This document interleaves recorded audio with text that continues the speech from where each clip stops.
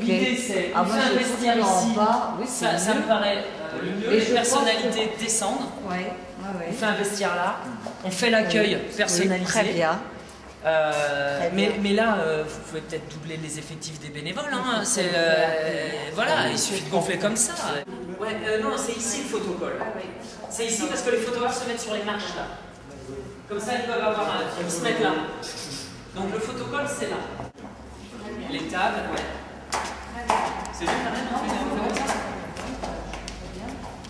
je pense qu'il fallait qu'on vienne sur place. La mise en place de cette manifestation que sont les rencontres internationales du cinéma de patrimoine de Vincennes est bien perçue par la population parce qu'elle a du sens, et notamment du sens historique, et notamment du sens local. En effet, Vincennes a été au début du XXe siècle la capitale mondiale du cinéma. Les frères Pathé avaient popularisé le 7e art et le cinéma, et il était, je dirais, normal de créer une manifestation près d'un siècle plus tard dédiée au 7e art. Donc je pense que la population très rapidement a fait corps avec ces rencontres parce qu'elles avaient du sens et elles avaient une légitimité locale. Sur l'organisation de ce festival, la ville de Vincennes est co-organisateur. Nous sommes le partenaire privilégié de l'association parce que ce festival, c'est la rencontre entre deux désirs. Le désir de la ville de Vincennes de faire un événement autour du 7e art et le désir de l'association de promouvoir les films qui ont marqué l'histoire du patrimoine et de rendre hommage à des personnalités avec la remise des prix Henri Langlois. Ça ne s'adresse pas à une élite, ça s'adresse à tout le monde. Nous avons sur l'édition qui va débuter d'ici quelques jours 2600 scolaires qui viendront voir des films tels que les films de Jacques Tati ou les films de l'ECPAD sur la Grande Guerre ou même des films américains comme les Buster Keaton. Mais ça s'adresse également aux cinéphiles plus pointus qui iront voir les films de Georges Franju ou les films sur l'Inde, notamment d'un des organisateurs qui est Lionel Tardif. Et puis ça s'adresse aussi à des gens qui aiment le cinéma mais qui n'ont pas forcément une passion pour le cinéma, avec les films d'Alfred Hitchcock, L'adorable voisine ou Le pique-nique de Lulu Kreutz dans le cinéma actuel.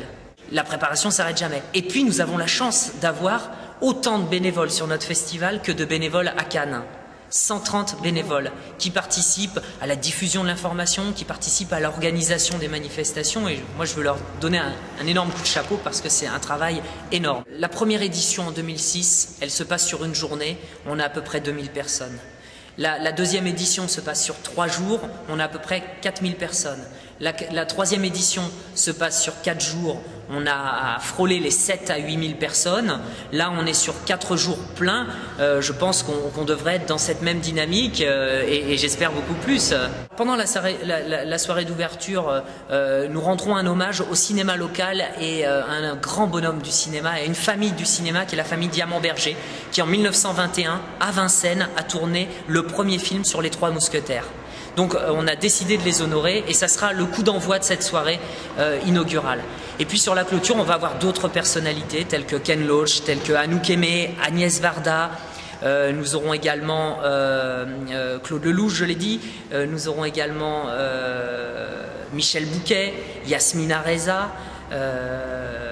Nous aurons un hommage qui sera fait à Claude Berry qui est décédé à travers l'ARP, l'association des réalisateurs, auteurs et producteurs. Voilà, je crois que nous aurons Ronit et Shlomi Elkabetz qui seront présents également. Nous aurons Claude Bolling qui a marqué le cinéma par la musique. Vous voyez, on va au-delà du 7e art, on va aussi honorer les musiciens, l'écriture cinématographique. Non, le palmarès est comme chaque année grandiose.